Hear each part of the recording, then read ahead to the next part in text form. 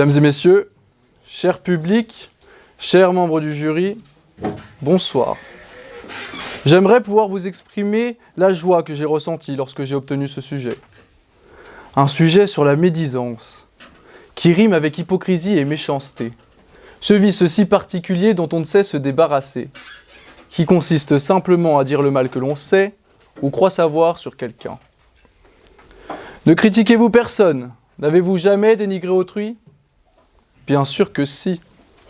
Nous médisons tous, mais nous cherchons à savoir pourquoi nous le faisons et à le justifier. Et la morale est la meilleure des raisons. La morale se définit comme l'ensemble des règles de conduite, considérées comme bonnes de façon absolue ou découlant d'une certaine conception de la vie. Je vais vous prouver qu'on utilise la morale pour justifier la médisance. Nous dénigrons les gens sous fond de principes et valeurs. Chère audience, la morale est souvent le passeport de la médisance. Cette affirmation est une citation d'une légende de notre nation. Napoléon, le premier, le grand et majestueux. Pas le petit, comme dit Victor Hugo, désignant son petit-neveu. Un homme d'honneur plein de fierté et premier empereur des Français. Pour ceux qui connaissent Napoléon, cela ne vous choque sûrement pas de celui-ci qu'il critique la morale en ce qu'elle permettrait de médire d'autrui, puisque Napoléon est presque dépourvu de morale. Un infidèle préférant Marie Walewska, avec qui il obtint un fils, à sa femme Joséphine de Beauharnais. Quel répugnant mari! Répudiant celle-ci qui lui donnait pas d'enfant prince, ce qui justifiait qu'il les vince. Cela dit, cher auditoire, ne lui jetons pas la pierre. Joséphine n'était pas son ange gardien.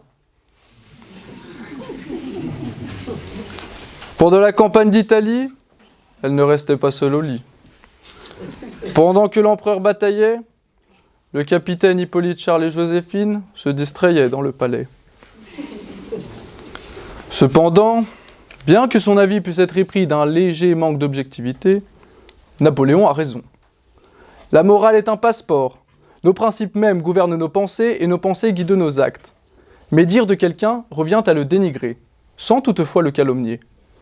Mais alors, pourquoi diable vous dis-je que deux notions opposées comme la morale et la médisance se relient si facilement? Voudrais-je vous prouver que la médisance elle-même a une morale, puisqu'il y a une morale à tout? Une morale à tout? Qui dit une idiotie pareille? C'est la duchesse Natricia, d'Alice au pays des merveilles. Je contredis l'ideuse duchesse, la médisance n'a pas de morale. Comme les cochons et la tendresse, elles me paraissent inconciliables. En revanche, la morale constitue pour moi une excuse exceptionnelle qui me permet de contester lorsqu'on m'accuse personnellement de médisance, de malveillance. La morale est un laissez-passer pour dénigrer. Lorsque quelque chose s'avère contraire à nos règles morales, notre premier réflexe est de s'indigner. Nos principes sont ancrés dans nos têtes, et la violation de ceux-ci nous choque. Dès lors, la critique est facile, voire naturelle ou instinctive. Mon instinct moral me conduit par exemple à rester pudique. Je ne vous connais pas tous, mais j'espère que le vôtre aussi. Cela dit, dans notre superbe préfecture, il existe aussi des personnes un peu trop proches de la nature. Sur le célèbre champ de foire burgien, ma mère un jour aperçut un individu complètement nu. Au vu de ses parties génitales, ma génitrice fut très gênée. Une fois rentrée, elle semblait déboussolée, traitait l'inconnu de psychopathe, croyant avoir vu un primate. Ma mère me dit de lui, le compare à un fou, un animal. Alors qu'en fait, peut-être ne trouve-t-il le bonheur que lorsqu'il embrasse l'extérieur, sentant la bise sur son postérieur. Mais vous comprenez bien ici que la morale a entraîné la médisance. Ma mère a insulté cet exhibitionniste car il violait ses principes moraux. Ses règles personnelles l'ont conduite à dénigrer. Alors on me dira sûrement qu'il n'y a pas que la morale qui permet la médisance, que la jalousie ou la méchanceté gratuite sont tout autant des passeports. Ce à quoi je vous réponds froidement. Relisez le sujet.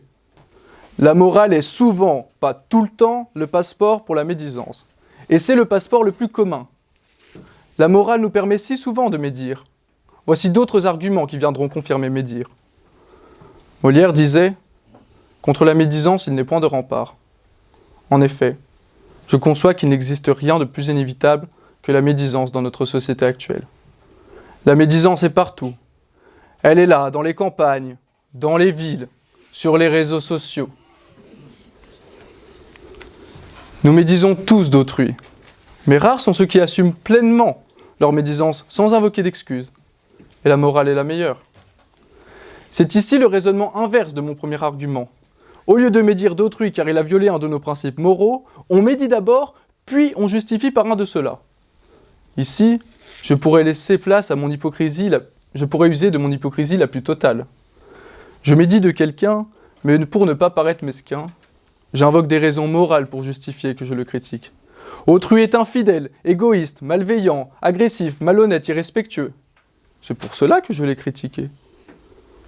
Alors qu'en réalité, je dénigre celui que je n'aime pas. Si c'était un ami à moi, mes règles ne s'appliqueraient même pas. La morale n'est qu'un prétexte. Ce prétexte est un passeport que l'on présente après avoir médit d'autrui. Ne faites pas semblant d'être choqués. Vous médisez autant que moi.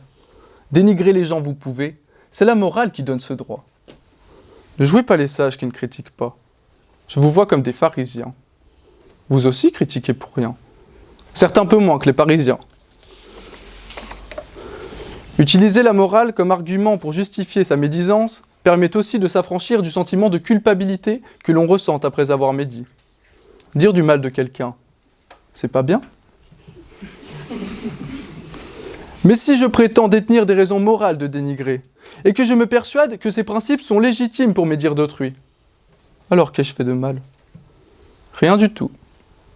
La morale me permet de dire ce que je veux, tant que je peux expliquer pourquoi celui dont je médis porte atteinte à mes principes.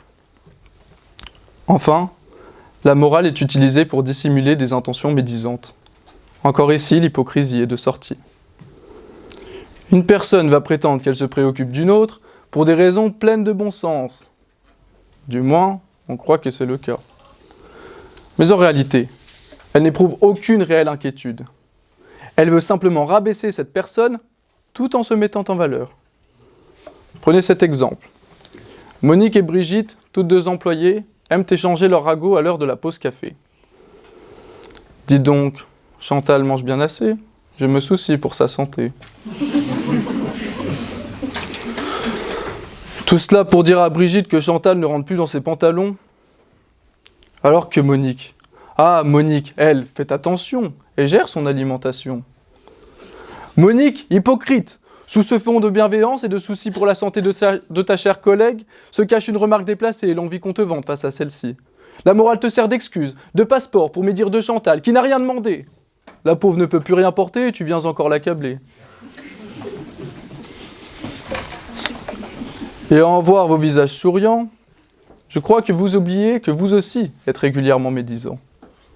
Cette Monique est médisante et je dirais même méprisante. Mais vous aussi êtes démonique. Nous utilisons tous des raisons morales pour que nos critiques passent un peu mieux.